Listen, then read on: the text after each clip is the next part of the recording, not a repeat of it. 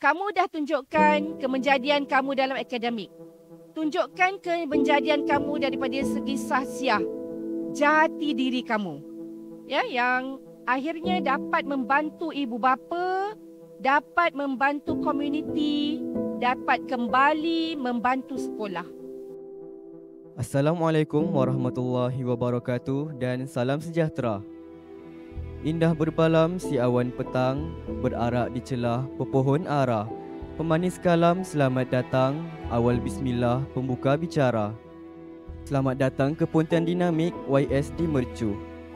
SPM Kohort 2024. Alhamdulillah, hari ini kita dapat bersama-sama di Dewan Hotel Impiana yang sungguh indah ini untuk meraihkan anak-anak SPM 2024 dalam program himpunan apresiasi prestasi sekolah.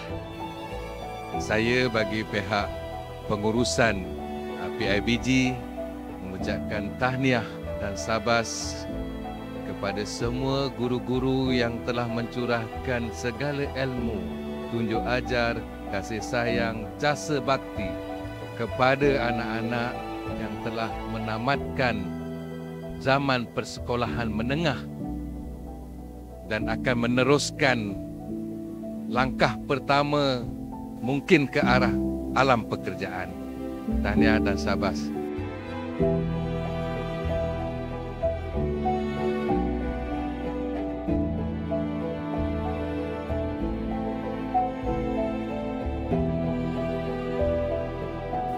Pilihlah kursus-kursus yang anda minat, benar-benar minat dan benar-benar mendapat peluang pekerjaan selepas anda menamatkan pengajian nanti.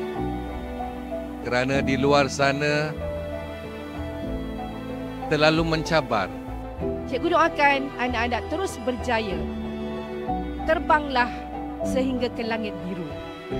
Melintasi angkasa, tapi akhirnya ingat diri kita adalah anak jati bukan nenas. Assalamualaikum warahmatullahi wabarakatuh. Sekian.